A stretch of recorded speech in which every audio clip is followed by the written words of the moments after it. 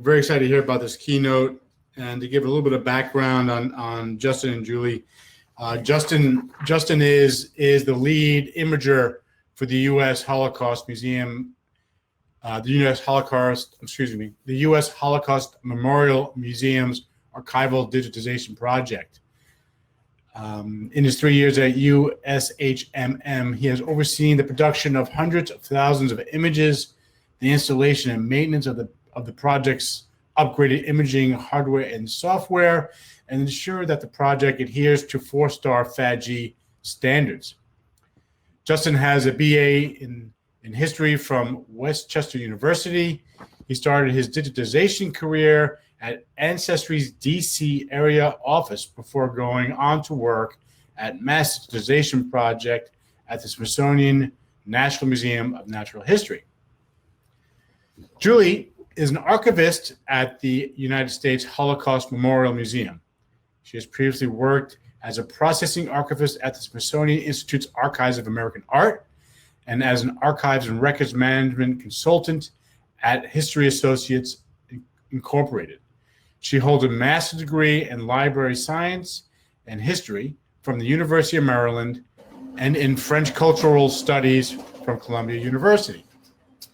So without further ado, let me take my camera off, and Justin and Julie, please start your cameras and your presentation. Okay, hello everyone.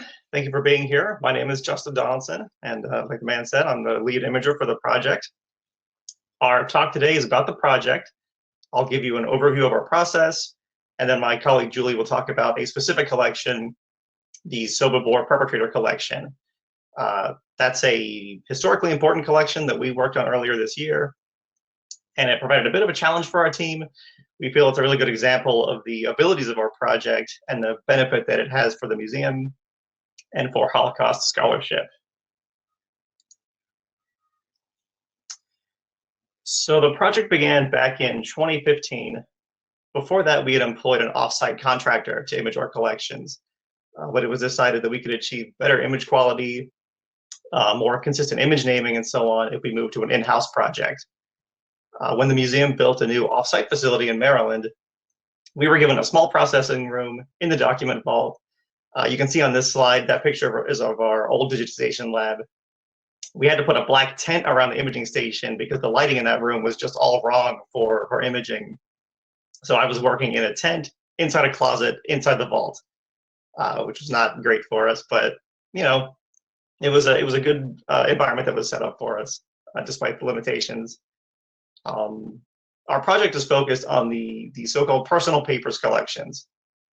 These are materials that are typically donated to the museum by survivors and their families, and which tell the story of their experience living through Nazi persecution. A typical collection will include a wide variety of document types. We'll see letters and postcards, photographs, diaries, school or business records, passports, identification papers, immigration and restitution records, and many more. The materials themselves might include, onion skin paper, photostatic copies, newspapers. We'll even find things like pressed flowers and cloth items. You really never know from collection to collection what you'll see, and the handling challenges that will present themselves. For the imaging standards for the project, our cameras are calibrated at the start of every day, and the targets are checked against FADG 4-star. We typically capture at 400 PPI, although we will sometimes go higher for special requests for our photo archives or for exhibitions.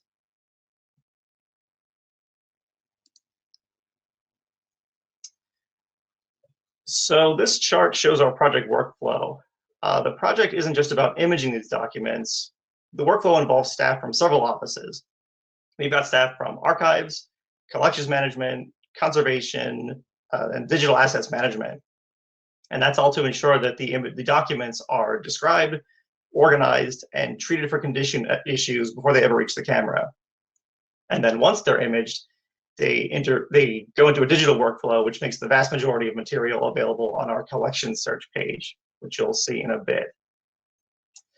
So if you look, the first step there on the left, selection review, our imaging priority order is determined by a senior advisor in archives.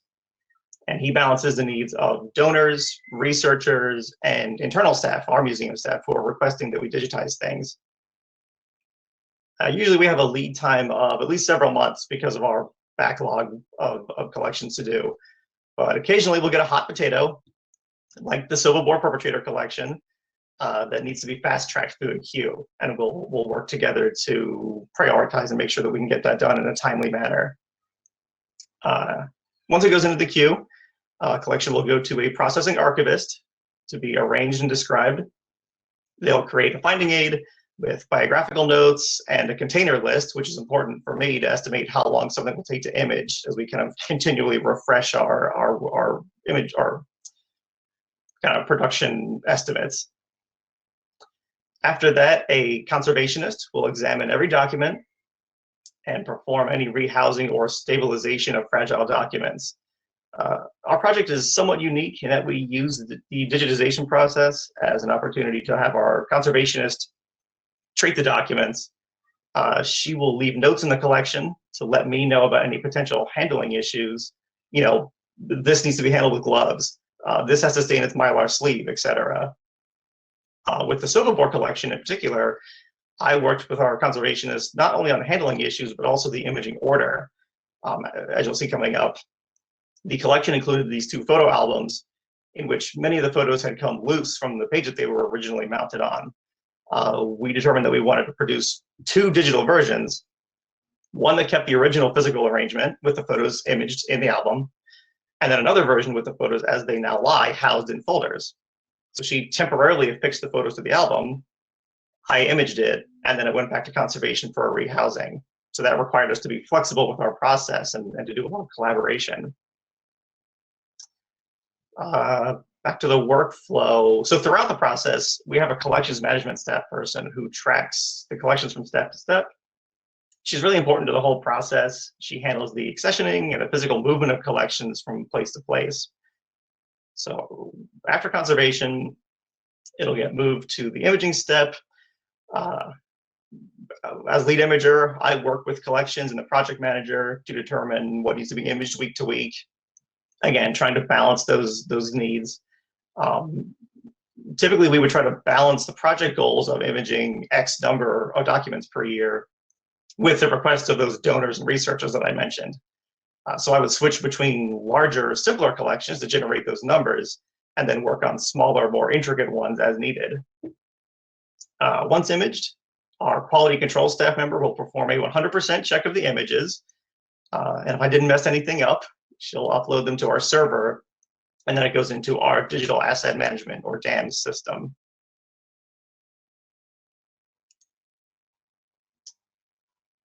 Okay, so here we have a few statistics for the project. Last year, we passed the 1 million images mark, which is a big deal for us. Typically, with that one camera station, I produced about 1,000 images per day, although obviously that daily total will vary due to the material, the onion skin, oversized bound material, photographs, things like that will go a little slower. We've digitized about 1,500 collections to date, and of those, 95% are available to the public.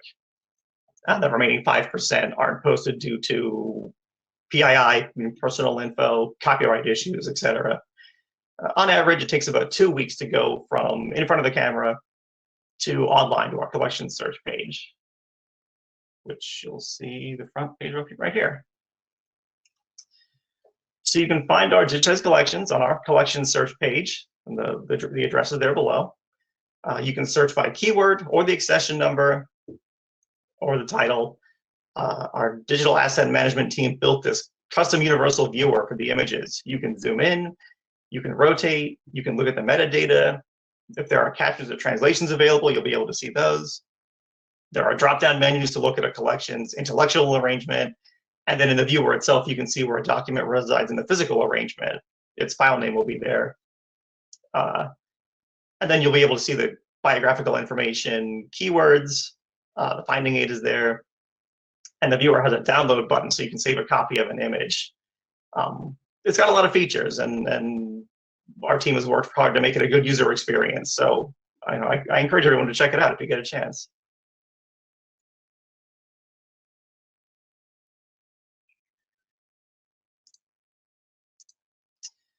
Okay, so finally, we get to the new space that we mentioned in the title.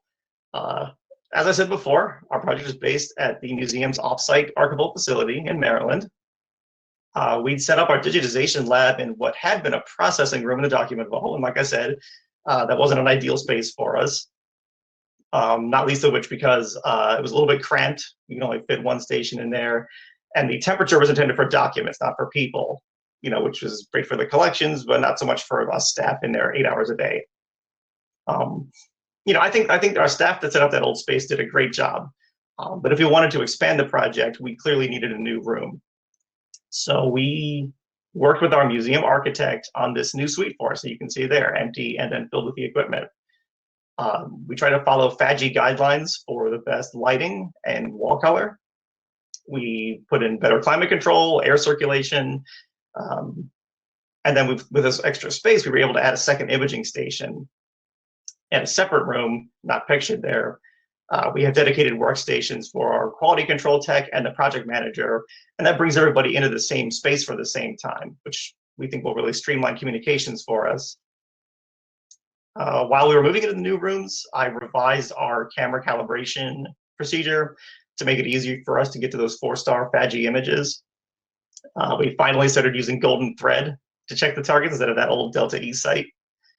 I got everything ready to begin production, and 2020 happened. The paint was barely dry on the walls before the pandemic started, and that forced us all to start working remotely in March. So of course that stopped digitization. But someday soon, when we return, we'll be able to not only increase our image output and quality, but we'll be able to digitize a greater variety of document types, larger size posters, transmissive materials, slides and negatives that we just didn't have the space for before. So I'm really excited to get back to it.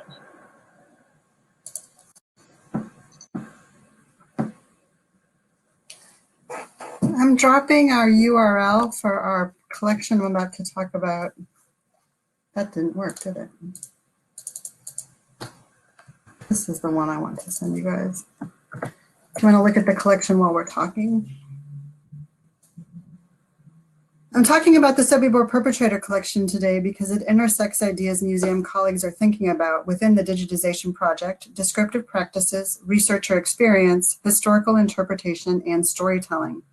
We have started imaging photo albums at the page as well as the item level in order to provide description at a more granular level.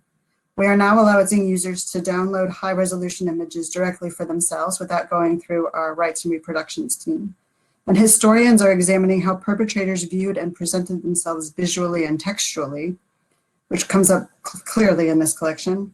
And our museum is revitalizing the permanent exhibition to incorporate multiple perspectives, including victim, perpetrator, witness, resistor, and bystander, to remind visitors that the Holocaust was not inevitable, that it is a story of human beings who made many choices along the way. The Sobibor Perpetrator collections documents Johann Niemann, who rose in the SS ranks to become the subcommandant of the Sobibor Killing Center. The collection includes more than 360 photographs and dozens of documents chronicling Niemann's path from Esterwagen in Sachsenhausen in the concentration camp system to the Grafeneck, Brandberg, and Bamberg facilities in the T4 program, and then to Belzec and Sobibor killing centers in the Action Reinhardt program. The photographs in this collection lift Sobibor from being the most under-photographed killing center, with only 3 or 4 known photographs, to being the most well-photographed, with more than 60. These photographs do not show the killing process or its aftermath, but they do show camp buildings and personnel, and they corroborate and illustrate the testimony of survivors. This slide shows our online catalog landing page. The More button at the bottom of the descriptive section would expand the descriptive field, and the arrow buttons next to each of the series titles will expand the folder list within each series. And simply scrolling down the page would bring users directly to the digital images. We took custody of the Sobibor Perpetrator collection in February and immediately prioritized it for digitization because we knew it would receive a lot of attention. We quickly but carefully moved it through each of our usual steps as Justin described to prepare it for imaging. We leveraged the work of historians at the Bildungswerk Stanislav Hans and at the Forschungsstelle Ludwigsburg and Stuttgart University, who had been able to study the collection before we received it, and who published a German history of the camp based on the collection that included captions for most of the photographs. Much of the history I will be sharing today relies on the work of those historians as well.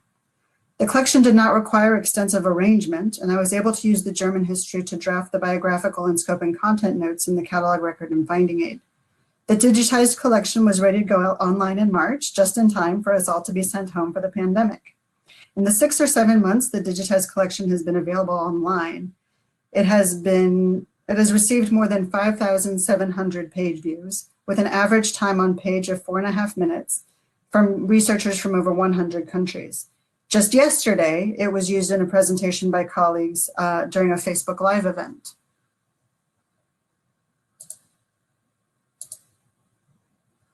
Johann Niemann was born August 4th, 1913 in Wohlen to farmers Klaus Johann Niemann and Bilda Johanna Niemann. I'll be coming back to this map from time to time just to keep our geography straight. Niemann was the middle of 9 siblings. He attended elementary school for 8 years, studied with a local master painter, and passed his journeyman's examination. He joined the Nazi Party at age 18 in 1931, so this is even before Hitler came to power. He began serving as an SA guard at the Esterwegen concentration camp in 1934. This is his Nazi career document. You can see all of his career moves here. So here is where Esterwegen is. You'll see it's right next to Wohlen. SA men from the region were preferred for guard duty, which made Niemann a strong candidate for this post.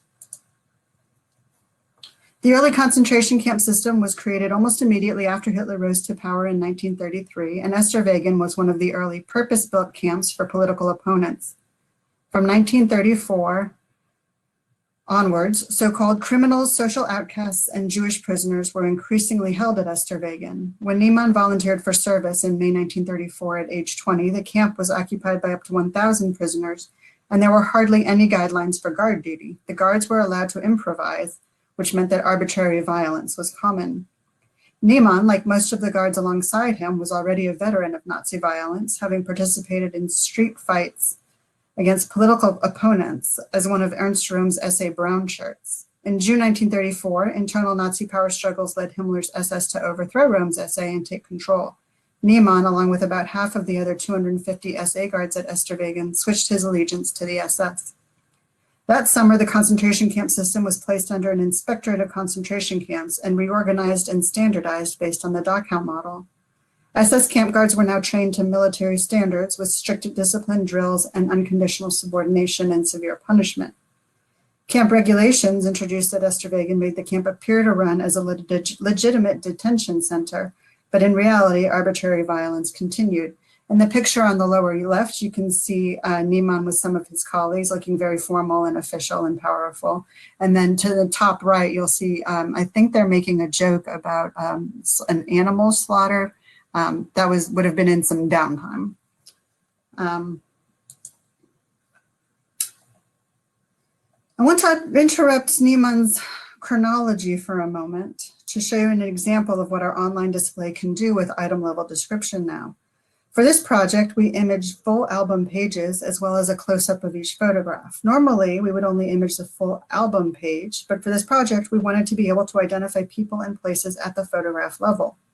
Niemann labeled this photograph in his album as Himmler and Esterwegen, but the Holocaust historians were easily able to identify 3 other Nazi officials in this picture, including Martin Bormann. Through resource space, we can include those descriptions to the right of the photograph, as you can see, in a keyword searchable field. This means that researchers interested in Bormann wouldn't have to think to search this album for a photograph of him. Rather, a general catalog search for Bormann will bring them right to this image. To the left of the main image, you can also see where the photograph lies within the album. So it looks like page 101 would have been the album page, and then item 102, 103, and so on would be the 6 photographs that were on that page. And then you can see the order they were placed to determine whether that had meaning. Here is another example of how we hope to use this feature to enhance item level description. 3 SS wives are identified in this photograph, but we do not know who the 4th woman is yet. In other collections, we've experienced examples where the public recognizes and identifies individuals for us. It's possible that a member of the public will see this picture and say, hey, that's my aunt or my grandma. Just 2 days ago, I heard about a woman who recognized herself in a photograph we had posted of school children from 80 years ago. Only one child was believed to have survived the Holocaust from that photograph, but she says, no, there were actually 2 of us. Back to our map. When the Esterwagen camp was emptied and closed in 1936, its last prisoners were relocated to Oranienburg outside Berlin and forced to help build the Sachsenhausen concentration camp. Niemann was transferred to Sachsenhausen in August 1936. Sachsenhausen meant the deaths of tens of thousands of people who fell victim to the terror of the SS between 1936 and 1945. The prisoners were exposed to arbitrary punishments and brutal individual attacks by SS members. They died in executions, shootings, starvation and illness, exhaustion, medical experiments, and gassing. Niemann was promoted to the command staff of Sachsenhausen on May 1st, 1938. The command headquarters were responsible for internal security and implemented terror through direct contact with prisoners. Niemann's precise role in this position has not been clearly established, and survivors from Sachsenhausen make no direct reference to him in their statements. Niemann's colleagues in the camp already included individuals such as Siegfried Gretsches and Joseph Oberhauser, whom we will see accompany him on his career toward murder in the T4 program and Action Reinhardt camps. SS men who had served in concentration camps like Sachsenhausen would have been considered tested, proven, hardened, and committed to Nazi ideology, and they would therefore be strong candidates for later murder programs. 3 months after his promotion to the Sachsenhausen command headquarters, Niemann was promoted to SS Unterscharführer. At some point during his time in Sachsenhausen, Niemann was temporarily posted to watch command at the Ordensburg Vogelsang in the west of Germany for regular guard duty and honor guard duty. Vogelsang was a propaganda centerpiece of the Nazis intended to train a future elite for Nazi leadership. I had never heard of Vogelsang before we received this collection, and it's probably because Vogelsang failed in its training mission, producing not much more than mid-level petty bureaucrats. But you can see that Johann Niemann was sufficiently impressed with its pomp and circumstance that he dedicated a full third of one of his photo albums to Vogelsang. On the left, there are images of regimented training exercises, and on the right are images of a visit by Adolf Hitler. I'm going to interrupt the chronology a second time now to talk about storytelling. Historians have recently been writing more about how Nazis assembled their Holocaust-era photo albums to tell a story about themselves and their work. One of the albums in this collection is instructive, specifically because Niemann abandoned chronological order. He opens it with his admiring views of Vogelsang, but then moves forward in time to the euthanasia facilities we're about to discuss, and then back in time to his Esterwagen years before then. And then he skips around between 1934 and 1941 in no particular order. Some of the pages, as Justin said, some of the pages in individual photographs had fallen out or been removed from the albums. We decided to image a version as we received it, and as version as, to the best of our ability, we determined it originally existed. This way, researchers can see that the first page of his album includes studio images of himself and his wife, which links his pride in his family to his pride in the work he was doing. We, primarily our conservator Anne Marigza, matched the photographs, the loose photographs, to their original locations by matching glue or paper residue on the backs of the photographs to corresponding shapes on the album pages. The photographs that have come loose, as you see on the left image, have been imaged in their original location in the right image. By putting the photos back in their place, researchers can see that some of the loose images did or did not correspond to other images on the page. Perhaps that's why they were removed. This is another example of that. Researchers can also see that some of the images appear to have been cut out or torn out on purpose, like the one in the bottom right corner on the left. For now, we don't know why. Just in preparation for this presentation, I started to notice that the loose photographs, at least in these two examples we're looking at, seem to be more personal and unrelated to the rest of the page, which makes me wonder whether the family was distancing itself from Niemann's Nazi career. Were those more personal photos actually even added after Niemann's death, after the wife received them? She was filling in blank space. For now, we don't know. These are questions ongoing. I mentioned Niemann's wife, and this is chronologically the right time to say more about her. Shortly after Niemann's promotion to SS Scharführer, he asked the Race and Resettlement Main Office of the SS to send him forms for a marriage proposal. SS men had to receive permission to marry to ensure the maintenance of, in quotations, racial high quality within the SS community. His childhood sweetheart and longtime neighbor, Henrietta Fry, had recently turned 18 and was already pregnant with their first child. Her family was respected in the community, and Henrietta helped run their family farm with a handful of cows and some land. Although Niemann asked that his permission be expedited because Henrietta was already pregnant, she still had to submit proof of Aryan heritage, which I believe is what this letter in the middle was trying to help establish. The procedure went smoothly and permission was granted in September. Their son August was born in October, and the couple married on Christmas Day, 1939. Henrietta continued to live on her parents' farm, and Niemann would return to her in Wohlen when he was on leave from various posts. Next up in Niemann's chronology were the T4 facilities at Grafeneck, Brandenburg, and Bernburg. In November 1939, 1 month after his son's birth, Johann Niemann was incorporated into the Nazi so-called euthanasia program, which was in fact the systematic murder of institutionalized patients with alleged mental and physical disabilities or illnesses. It was codenamed T4 to correspond to the address of its headquarters, and it was the beginning of the Nazis' career in targeted extermination. It also moved Niemann from the arbitrary violence of the concentration camp system to the industrialized murder of the Holocaust. Niemann had to take a vow of secrecy and changed out of his SS uniform into civilian clothing. In December 1939, just before his wedding, he was posted to Grafeneck Castle, which had been converted to a murder site, including a gas chamber and crematorium. The gas chamber began operating in January 1940, and Niemann's job was to take the dead bodies from the gas chamber, remove any gold teeth, and transport the bodies to the crematorium. The Brandenburg and Bernburg facilities, where he next worked, operated in a similar way. Buses would bring up to 50 patients from nursing homes and sanatoria. The arriving transports could easily be observed from the neighboring houses, and flames and smoke rose every day from the chimneys. This led to speculation among the local population early on. From February through October 1940, nearly 10,000 people were murdered in Brandenburg. And from 1940 through August 1941, another nearly 10,000 people were murdered at Bernburg. Niemann and his colleagues were indoctrinated to believe in the excuses given for murdering the disabled, such as quietly easing them from the supposed burden of their own lives into a peaceful sleep, but also alleviating the economic burden they were accused of placing on German society. Others who worked with him were troubled by the work and requested transfers back to their old posts in the concentration camps. Niemann's photos from this period show a small, close-knit group of colleagues trying to have fun and be normal, despite their membership in a secret mass murder scheme. Several of Niemann's T4 colleagues, including Herbert Floss, Siegfried Gretschus, Joseph Oberhauser, and Gottfried Schwartz, would later be transferred to the Belzec and Sobibor camps with him.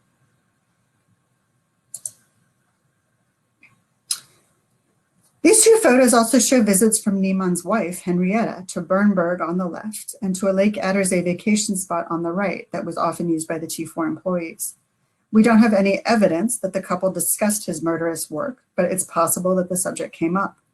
This Attersee photograph also includes another SS wife, Danita Floss, who will appear in later photographs in the collection. Hitler ordered a halt to the T4 murders in August 1941 following ongoing protests from bereaved relatives and from church officials. This did not mean an end to the euthanasia program, just a new phase. Niemann was promoted to Oberscharführer in the same month. The next stops on Niemann's Nazi itinerary were the Belzec and Sobibor killing centers. This work took Niemann outside of Germany to the eastern edge of occupied Poland. These two sites, along with Treblinka, comprised the Action Reinhardt camps established in late 1941 and early 1942, with the purpose of exterminating the Jewish population of Europe. Niemann helped establish the Belzec Killing Center, which began construction in November 1941. In the autumn of 1941, SS Chief Heinrich Himmler had ordered the implementation of a plan to systematically murder the Jews in German-occupied Poland. The Nazis' decision that the final solution to the Jewish problem would be mass murder evolved over time. The early concentration camps like Esterwagen were designed to hold political, criminal, and asocial enemies of the Reich, and Jewish prisoners never constituted the majority there. Jewish prisoners only made up the majority of prisoners in long-term established camps like Sachsenhausen, Dachau, and Buchenwald in the few weeks following Kristallnacht in late 1938, when the Nazis increased their pressure on Jews to emigrate. Nazi genocide against Jews began with the invasion of the Soviet Union in June 1941. Mass shootings of Jewish men of military age grew into widespread ethnic cleansing. At the end of 1941, 600,000 Jews had been murdered in Soviet territory and largely left in forests, burned in pits, or buried in mass graves. The killing centers in occupied Poland were established as sites where Jews considered unfit for labor could be transported and exterminated. Construction of Belzec began in November 1941. As the killing centers were designed to be sites of mass murder using gas chambers, the experiences of T4 staff, such as Johann Niemann, were considered valuable. Their initial job at Belzec was to create an experimental camp for the murder of Polish Jews, including camp infrastructure and suitable methods of murder and disposal.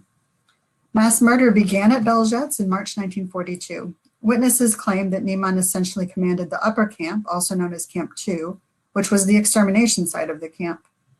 During Niemann's time at Belzec, around 250,000 Jews were murdered in the new gas chambers and their bodies buried in mass graves. Whereas the T4 facilities had murdered busloads of 50 people at a time, Belzec murdered trainloads of up to 5,000 people at a time. Just a quick comment about the photo on the right.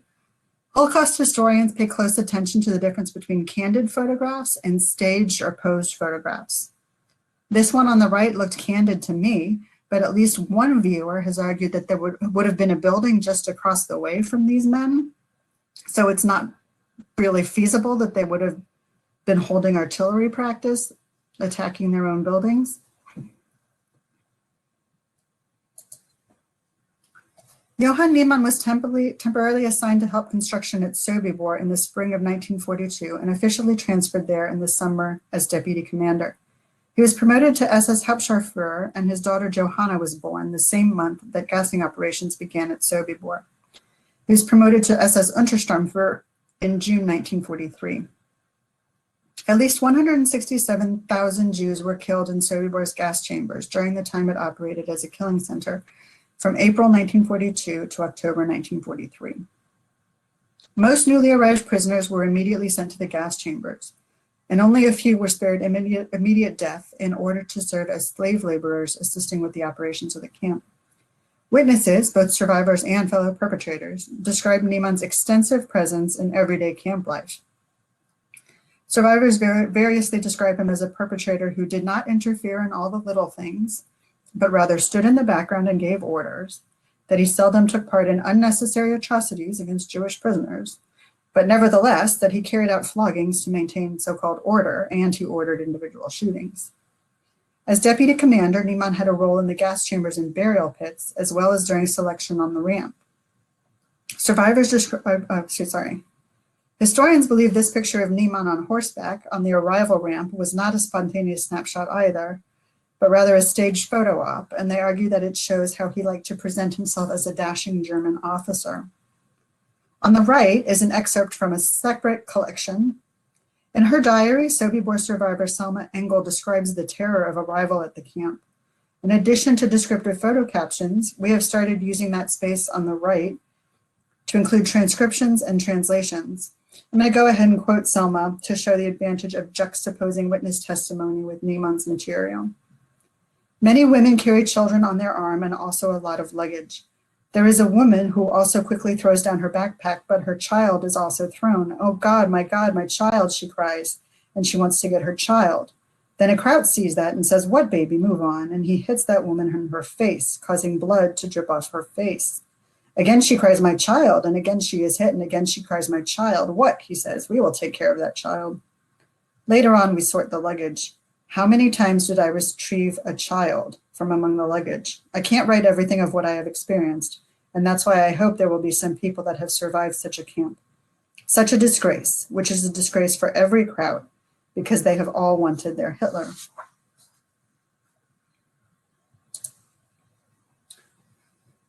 These images are stills from outtakes of Claude Lanzmann's film Shoah. I threw them in partially just so you can see that Sobibor was actually a place that existed in color. It wasn't just a black and white place that existed a long time ago. To the right, you can see the train station where prisoners would have arrived. He is standing between the rails on which the train cars would have arrived, and the camp would have been on the opposite side of him. This is an aerial photograph from the National Archives that was taken by the Wehrmacht in May 1944, 7 months after the camp was closed and destroyed. You can see the railway line along the bottom. Just above that, you can see some of the remaining buildings from the Vorlager, and then just behind those, some of the remaining buildings from the small farm. From left to right, those big white areas would have been Camps 1, Camps 2, and Camp 3. And then this is a layout of how the buildings would have stood in summer 1943. The Vorlager contained living quarters and recreational buildings for the camp personnel. It was painted and kept up, and there were flower window boxes to greet the prisoners as they arrived, giving the illusion of a bucolic German village in the middle of Poland. Lager 2 contained barracks and workshops for the prisoners. Sorry, Lager 1 contained barracks and workshops for the prisoners. Lager 2 included the administration building, small farm, facilities where new arrivals were prepared for their deaths, and storage bunkers for valuables looted from the victims. The narrow path that you can see in the middle was enclosed by fences woven with pine branches, and it led to the gas chambers. Lager 3 was the extermination area. It was isolated from the rest of the camp, set back in a clearing in the forest, and surrounded by its own thatched roof and fence. Some of the pictures in the collection show geese, which presents just partly what was raised on the farm in order to support the camp personnel, not the prisoners so much, but the camp staff and the Travniki auxiliary guards. But survivors remember the geese because their honking was meant apparently to distract from the sounds that were going on in the murder side of the camp. Oh, I wanted to say, if you look closely at the bottom left, I don't know how large this image is on your screen, but buildings numbered 2, 1, 9, and 8 in the bottom left corner will be clearly visible in the next photo.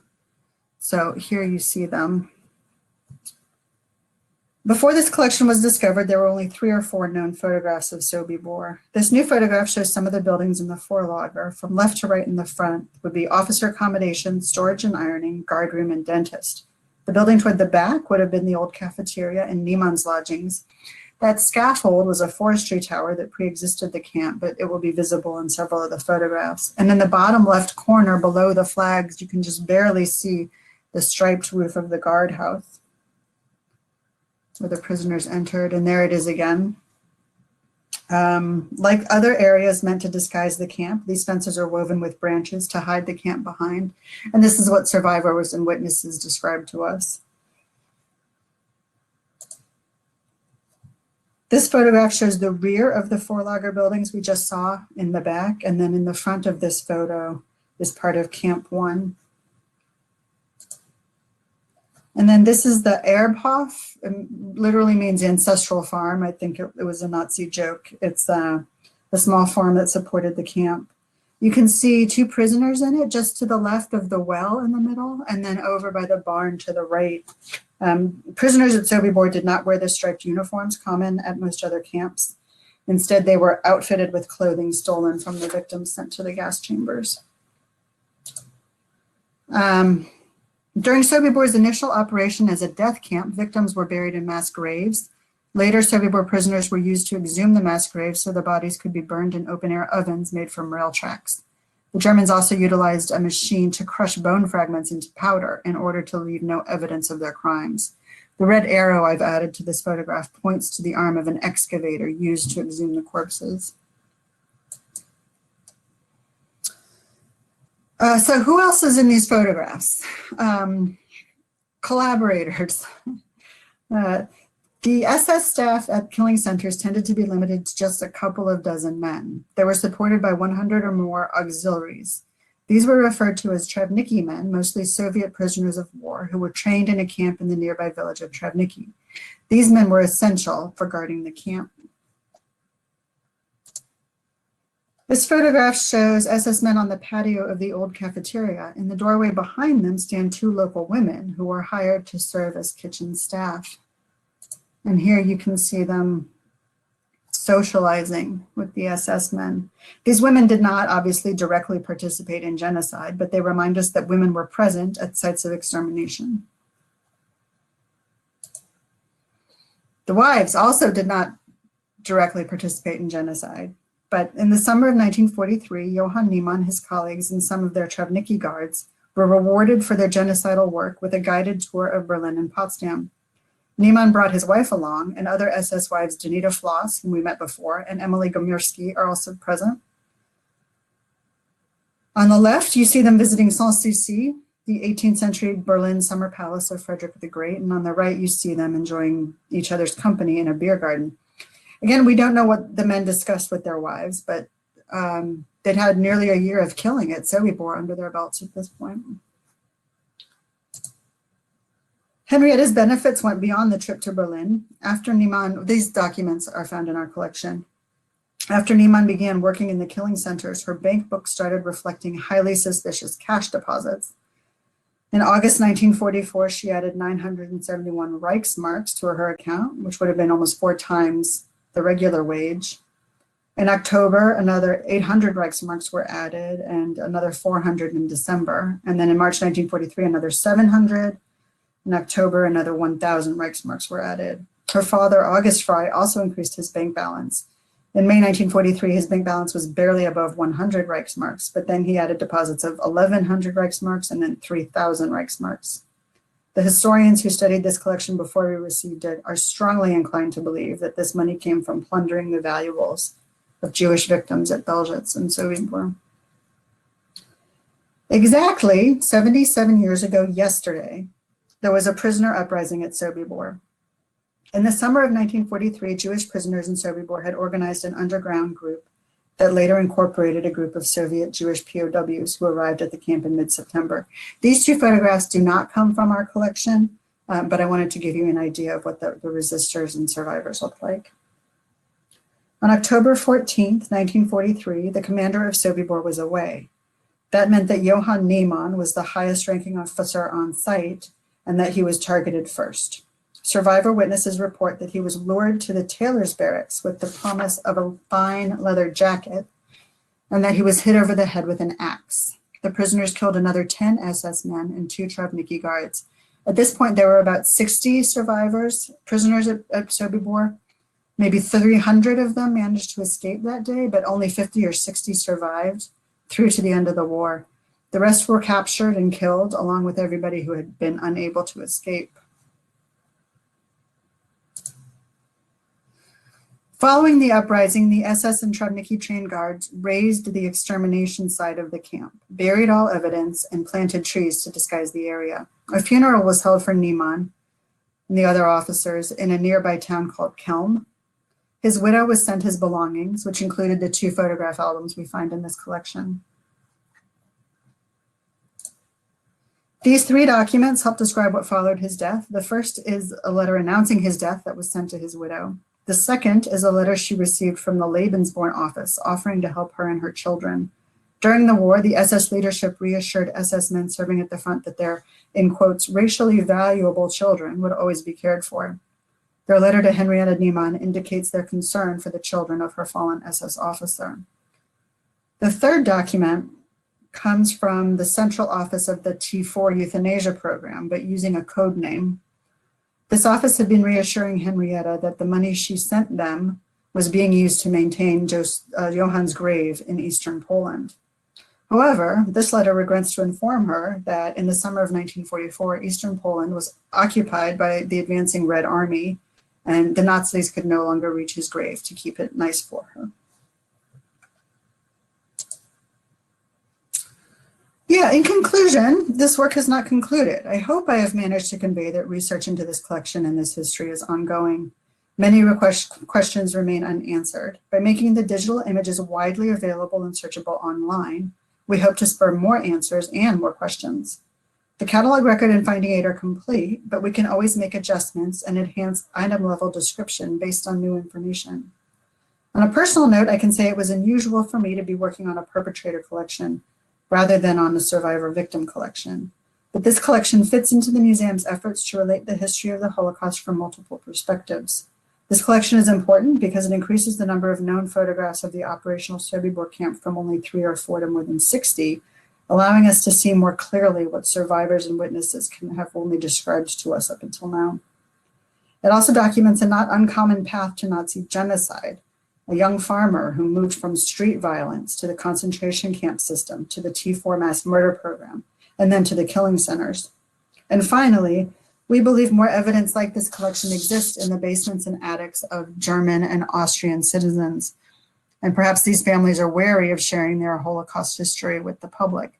But by demonstrating that we can handle this kind of material professionally with neither reverence nor donor shaming, perhaps we can coax more collections out of hiding, enhancing the historical record and memorializing the victims of the Holocaust. Thank you.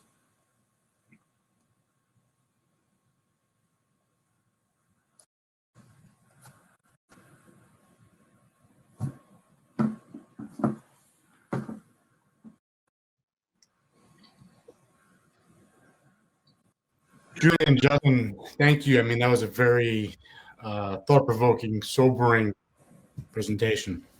I know we have a few questions that have come up, and I believe Arnab is preparing those for me. Okay, the first question came from Lou. What platform program did you use? Whoop, it just disappeared. Can we bring that question back? Going to chime in here. I'll read them off. So the question was, what platform or program do you use for your digital asset management system internally, not for the public search?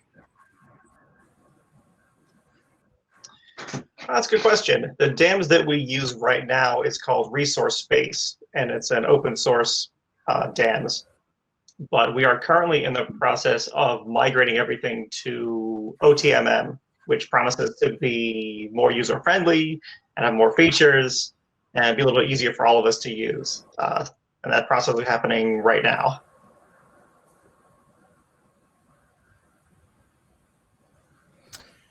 What overhead lighting rail system are you using? This was from Jeremy. This is probably one of the first slides in your new space. Oh boy, I don't exactly remember what the model number or the model name was for the overhead lighting rail system, but it was similar to another system being used in another photo lab at the museum. But those are DC photon lights that are mounted to them. Just for the second station, it was determined that we wanted to have the flexibility to image very large, items, large posters and fold out materials and things that we couldn't do with one of the regular stands with the lights mounted to it. Hope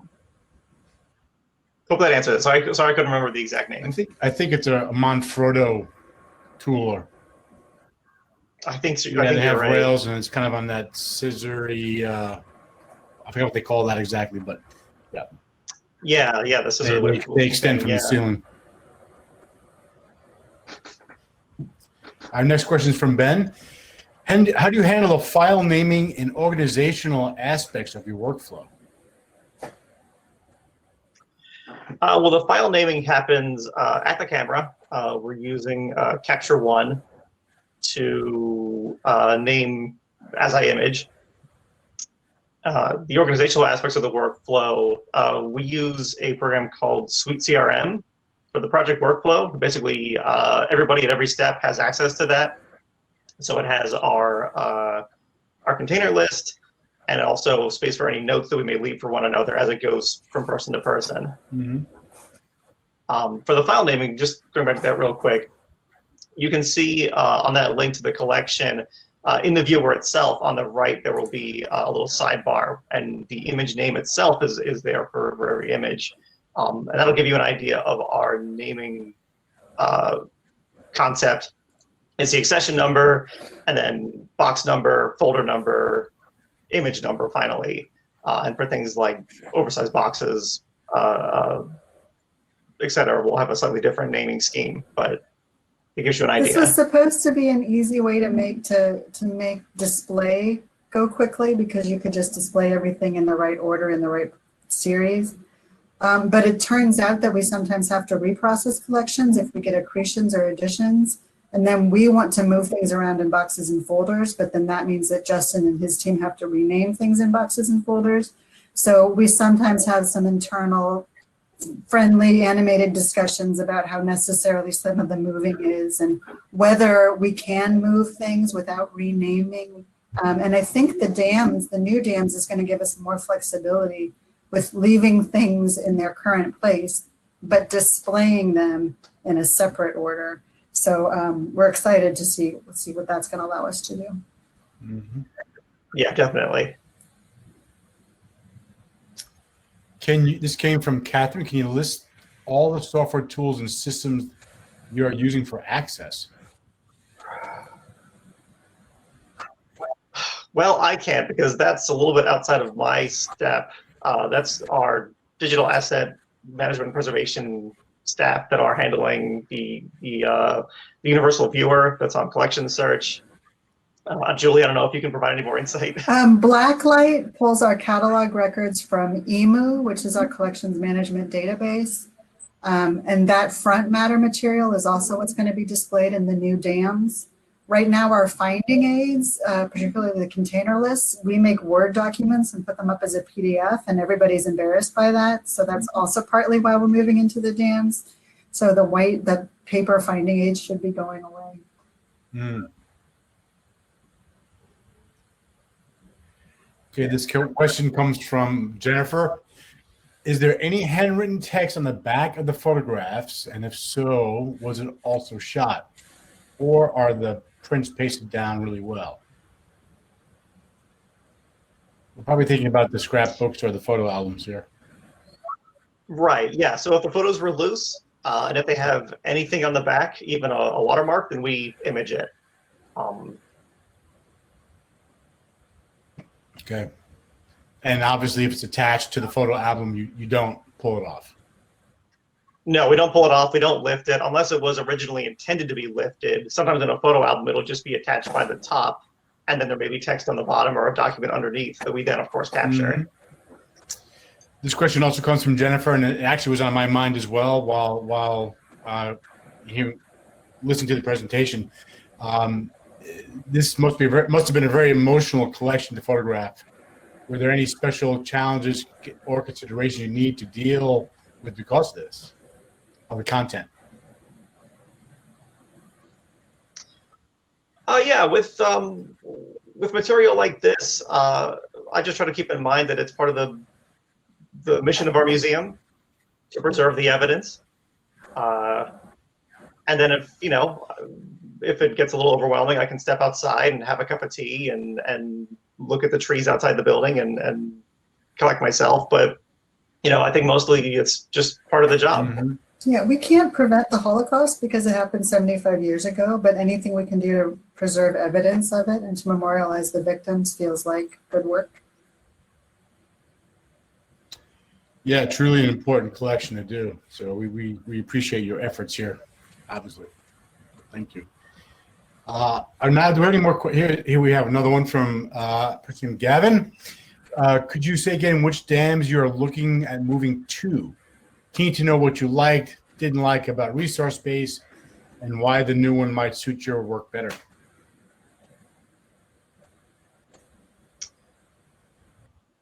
So the dam that we're moving to is called OTMM, and that's not something I know a ton about, unfortunately.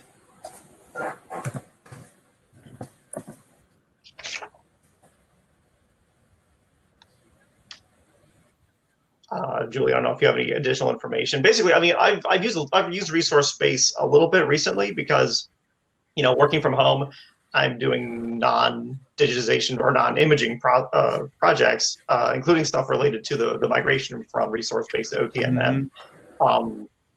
And so I've gotten to know it a little bit, and it's not always easy to see, whether a collection is available online at a glance. You have to kind of dig in, and I would just say the user interface is a little bit clumsy, which I think OTMM will be a little smoother to use and also have more features for us.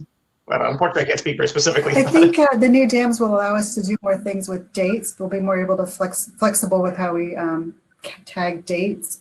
And I think it will allow us as archivists to be more flexible in how we want the images to display. So in our current setup, if we want to make any changes, we need to involve Justin and Aaron.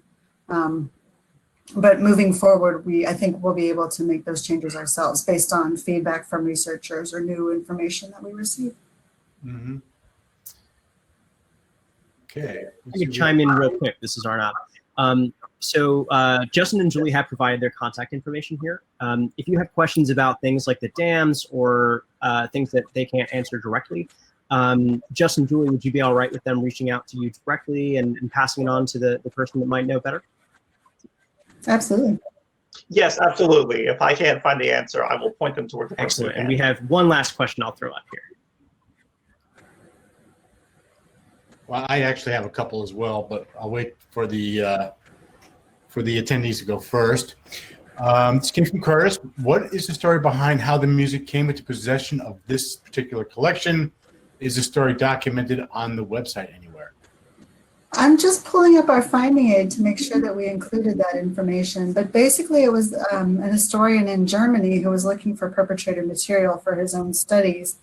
And he came across Johann Niemann's grandson, I believe, who had this material in his home and did not particularly care to hold on to it. The man is himself disabled, so he must have his own thoughts about his ancestors too. And then that researcher gave it over to Stanislav Hans and Stuttgart to study for several years. They actually published a book which is very thorough. They're experts at the Action Reinhardt camps. And let me see, what else do I say about it? I think I put, yes, in my custodial history note. What should I add? And then working with the grandson, the historians located additional material. And then these historians and these institutions are research places. They're not repositories for collections. And they decided that our museum would be the best place to hold them permanently, and preserve them in our vault and make them available online. Gotcha. Thank you. So while people are thinking up some more questions, I'm gonna ask one of mine. In one of the earlier slides, Justin, you mentioned that it takes about 2 weeks from capture to access online. And I was curious to know why does it take so long? So from imaging, it goes to quality control. And Erin, our quality control staff member, she does, as I mentioned, she does a 100% check of the collection. She's looking at every image. So there may be some reshoots involved. Sometimes she's got to look at the collection with the actual physical collection right next to her so that she can make sure the image order is correct. And then from there, we batch our ingest. So, at the end of the week, we'll set it to go up overnight to our hard drive, the temporary folder where collections go into. And then it enters the digital workflow, the ingest into our dams, and then on collection search. So I would say it's probably the QC and then the batching, which gives it the lead time. And also that, we kind of continually got a bit of a backlog that we're working against. So the QC is not so much for the image quality metrics, but more the content? I would say that's probably like 25% image quality, because that's really supposed to be my responsibility at the camera.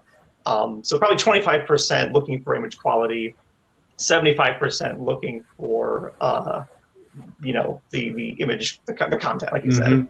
And when you just to add on to that, on the image quality side, you're using the FADGI compliant target I saw, using Image Science Associates software.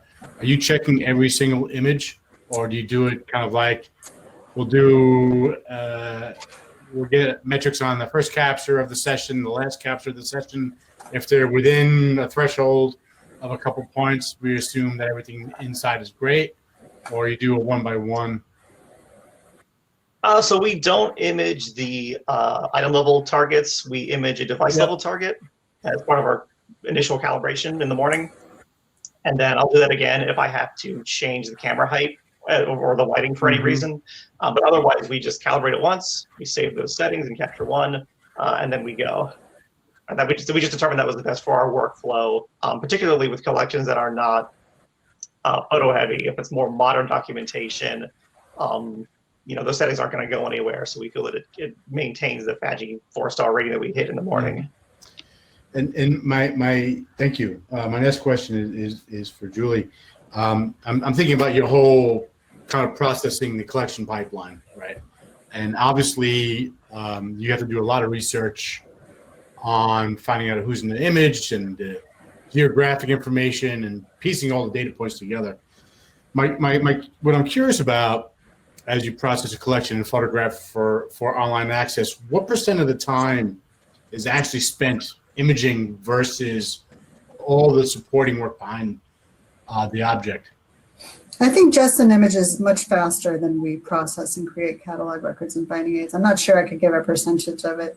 The arrangement work is not too complicated once we figure out, is this biographical information, is it correspondence, is it diaries, is it photographs? And then the bulk of our work is working on the biographical note for the survivor or the victim. Sometimes the family member or donor has a lot of information that we can work from. Sometimes that information is incorrect. It's myth, folklore, or passed down by generations. So we have databases and resources that we consult just to pin down as much as we can. And sometimes we just can't. Sometimes we have the information that we have, so we have to go forward with what we have. Sometimes the least we know, we can move through very quickly because we don't know, and we give it to Justin and he'll image it and put it online, and then somebody will come back to say, you're very wrong about everything because here are the facts that you actually should have had at the beginning. Gotcha. And I assume you do lots of transcribing when you have journals or writings on photographs and letters and so forth. We're very excited about moving forward more into that. We haven't been. We didn't have a place for it in the past. We described it at the folder level. So we'll just put who are pictured in the pictures in that folder, but we had nowhere to put in, this is a photograph of the family to point to, this is grandma, grandpa, this is aunt and uncle, these are cousins. But now in the DAM, with resource space, we can do that now at the image level, and then in the DAMs, we'll be able to do that in the image level. But most item level photography description was not done by the archives department at all. It was done by what we called photo archives. We're increasingly calling photo reference collection. They were much more interested in making photos item level available, particularly for reproductions in scholarly articles, books, and film. And if you have a handwritten letter or a journal, someone's personal diary, do you actually transcribe it word by word, or? Again, we don't have time for that generally. We had a very exciting diaries project going on last year. So a lot of our diaries now are fully digitized online with transcriptions and translations. And our digital asset management team was trying to get a crowdsourcing project going to do more of that. Which in my opinion would have been wonderful to set up before March because people were looking for things to do over the past 6 or 7 months. But unfortunately, we didn't quite have it in place. We have the capability, we just don't have the staff to be checking for accuracy and authenticity. Gotcha. Thank you for answering my questions. Okay, here we go. This came from Miguel Vasquez. Hopefully I did not wreck your last name. What are some of the practices you use on fragile material? I assume he means both material handling as well as image capture. Well, from the handling and capture perspective, some material is very brittle, and so it will need to stay in a Mylar sleeve. Other things are a little bit too big for that. Like we have entire newspapers in the collection that are brittle, and in which case we use maybe like a cardboard sheet to carry the item from the processing table to the camera station. And conservation trained all of us imagers on safe handling. So we just try to go as slowly and carefully as possible. Mm-hmm.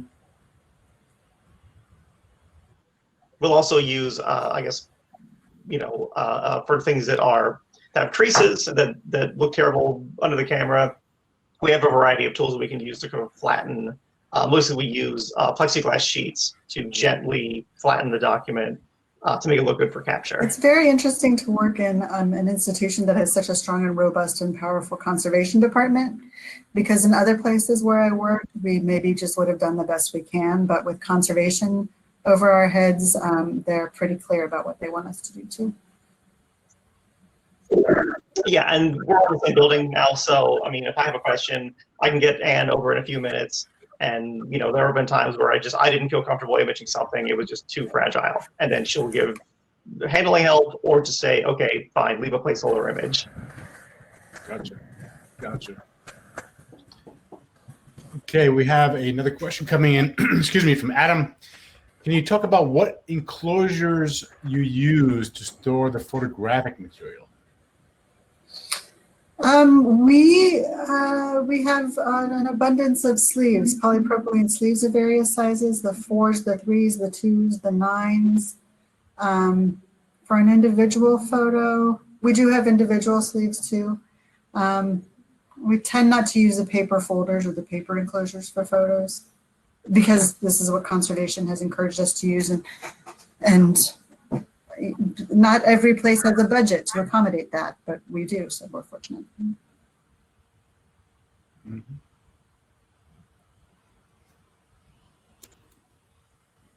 Okay, we have another question coming up from Jao. Can you speak a little on your digital preservation system? I can imagine that this material is at risk from folks who may not want this material to be widely available.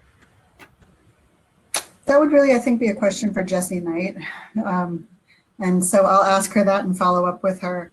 Okay, so now if you can just send an email over to Julie or Justin, that question, and they'll pass along to their colleagues for an answer.